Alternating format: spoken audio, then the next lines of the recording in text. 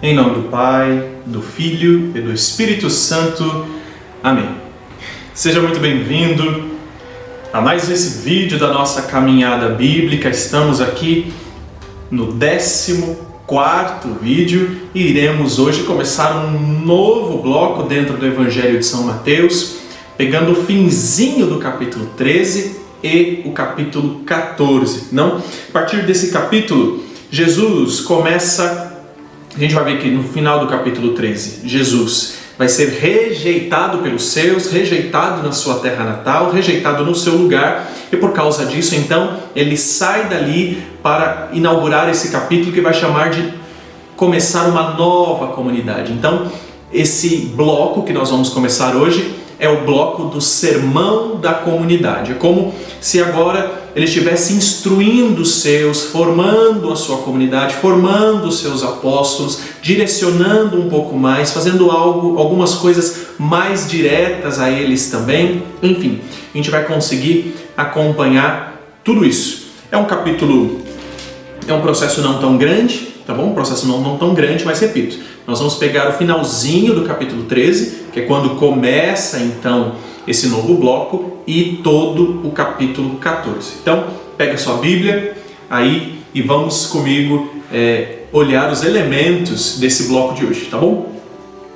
Então, no finalzinho do capítulo 13, versículo 53, a gente vai perceber que Jesus está sendo rejeitado. Se a gente for olhar lá no final do versículo 57, diz assim: um profeta não é desprezado senão em sua terra e em sua casa, e não fez ali muitos milagres por causa da incredulidade deles. Eles começam a perguntar: mas esse aí é aquele que cresceu conosco, não é o filho de Maria, não é o filho de José? Seus irmãos não são Tiago, José, Simão? Tá? Ou seja, o coração incrédulo daquele povo fez com que o Senhor não fizesse nenhum milagre ali, fez com que o Senhor não pudesse manifestar o seu reino ali. Portanto, a partir do capítulo 14, então, o Senhor começa a ir para outros lugares para formar, encaminhar essa nova comunidade que vai nascer ao seu redor.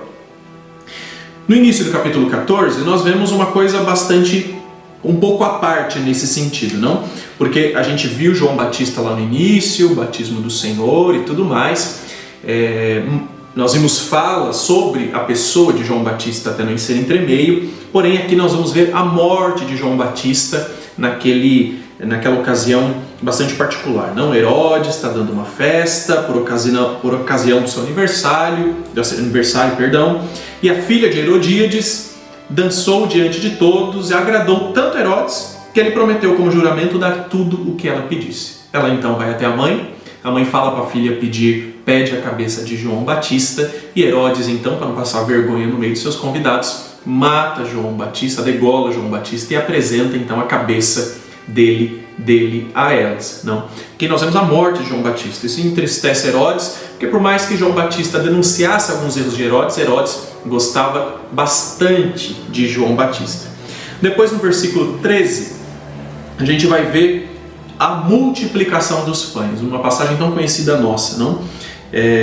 O Senhor retirou-se daquele lugar em barco para um lugar com os discípulos, começou a sentar, a multidão começou a sair das cidades, a segui-lo e tudo mais. Só que começou a ficar tarde demais, um lugar deserto, os discípulos falaram: despede esse povo aí para que eles possam comprar alguma coisa.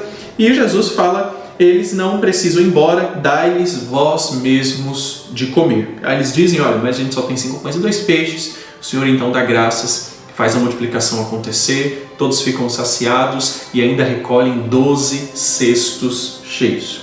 A partir do versículo 22, nós também temos uma passagem bastante conhecida, que é a passagem do Mar Bravio, não? Jesus, depois que multiplica os pães, despede os discípulos, diz: vão na frente que eu vou depois, eu vou despedir o povo.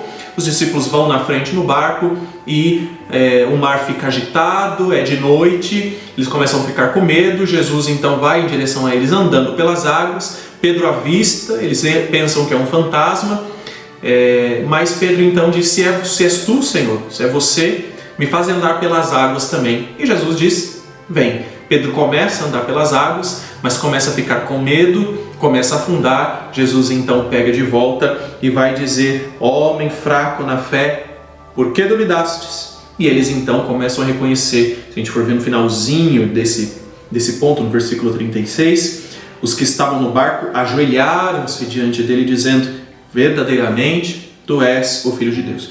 Na verdade, é uma das primeiras vezes que a gente vê o povo o reconhecendo dessa maneira, como Filho de Deus. Não?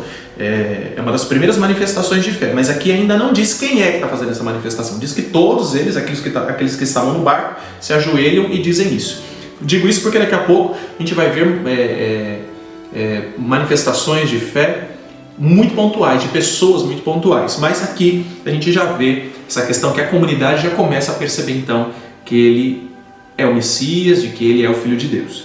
E no finzinho então, desse capítulo 14, no versículo 34, ele faz algumas curas em Genezaré. Acontece aquele episódio do barco, Pedro e tudo mais, eles reconhecem, chegam na margem, em Genezaré, e lá ele faz muitos milagres, algumas pessoas começam a tocar no seu manto e as pessoas são curadas. A gente sabe que nesse episódio tem uma cura muito particular da hemorroísa, a gente não tem como dizer se é a mesma coisa, porém, se é na mesma situação, porém a gente vê que em outros evangelhos isso é um pouco mais alargado por causa dessa figura dessa mulher que aparece, mas aqui não fala sobre ela. Entendido esse capítulo 14, não? A gente está entendendo essa trajetória. Jesus que estava com os seus, não acreditaram, começa a sair, faz a multiplicação dos pães, tem um episódio do barco, chega na margem, começa a curar. Nós temos aí então um bom caminho e de verdade hoje nós vamos meditar então juntos Jesus que anda sobre as águas, não? Se nós formos olhar no versículo 28, 29 e 30, diz assim, 28, tá bom? Então Pedro lhe disse: Senhor, se és tu, manda-me ir sobre as águas até junto de ti. Ele respondeu: vem. Pedro desce do barco e começou a andar sobre as águas em direção a Jesus. Percebendo o vento, porém, ficou com medo, e quando começou a afundar, gritou: Senhor, salva-me. Jesus logo estendeu a mão, segurou e lhe disse: Homem fraco na fé, por que duvidastes? Nós vemos aqui então essa passagem, não? Pedro que pede para o Senhor essa confirmação. Se é o Senhor, pede que eu vá até você, o Senhor confirma, ele atento ao Senhor anda sobre as águas, mas depois começa a afundar. Nós temos aqui uma diferença de olhar, não? Pedro que enquanto está olhando para Jesus continua firme, mesmo com a tempestade em volta. Mas quando ele presta atenção em volta e na tempestade, ele então começa a afundar. E somos nós, não? Porque na nossa vida de fé nós somos assim. Principalmente vida comunidade, vida familiar, a nossa vida de fé, ela é assim. Enquanto nós estamos com os olhos fixos em Jesus, quando a gente conhece Jesus, quando a gente reconhece a comunidade pela primeira vez, quando a gente comunga de forma verdadeira, quando a gente vai encontrando Jesus, a gente tem força, a gente tem garra, a gente está. Mas aí a gente começa a olhar em volta, não? E parece que a gente começa meio que a se desesperar. E começa a não seguir mais Jesus, começa a colocar questões, mas é por causa disso, por causa daquilo. A gente começa a colocar muita picuinha nesse segmento do Senhor. Não? Primeiro que a gente precisa entender que essa tempestade que está à nossa volta, nós também fazemos parte. O que eu quero dizer com isso? A tempestade que está à nossa volta são pessoas que falam, às vezes falam demais, às vezes pessoas que nos acusam, às vezes pessoas que nos julgam, e ótimo. Só que assim, nós também temos os nossos erros. Para mim, os outros são tempestade. Mas para os outros eu também sou tempestade. Algum erro também tem. O que eu quero dizer é que nós não podemos tirar os nossos olhos do Senhor. Não podemos tirar os nossos olhos do Senhor. Porque elementos à nossa volta sempre existirá. Sempre acontecerá. Sempre terá. Porém, tenhamos os nossos olhos fixos nele. Ele é o nosso motivo, ele é a nossa razão, ele é a nossa esperança.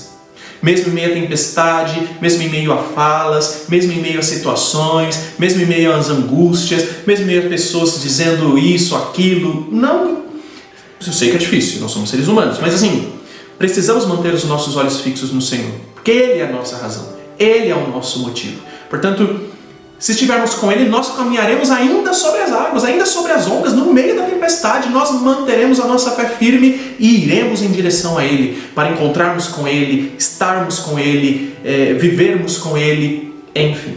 Agora, se olharmos muito à nossa volta, na vida de fé, às vezes nós vamos fraquejar mesmo. Portanto, Tenha os olhos fixos no Senhor. Aprendamos com Pedro nesse sentido. Não afundemos, ao contrário, olhemos para Ele. Tenhamos o olhar nele, porque então a nossa vida de fé nunca fraquejará, porque Ele é a nossa esperança. Ele é o nosso motivo. E muito bem, que você possa então ler as outras partes, se alguma coisa te chamou a atenção, que você possa anotar na Bíblia, anotar no seu quadro no seu bloco de anotações, enfim, e que assim você possa então fazer uma boa experiência desse capítulo, tá bom? Te espero então no nosso 15º vídeo. Deus abençoe você. Em nome do Pai, do Filho e do Espírito Santo. Amém.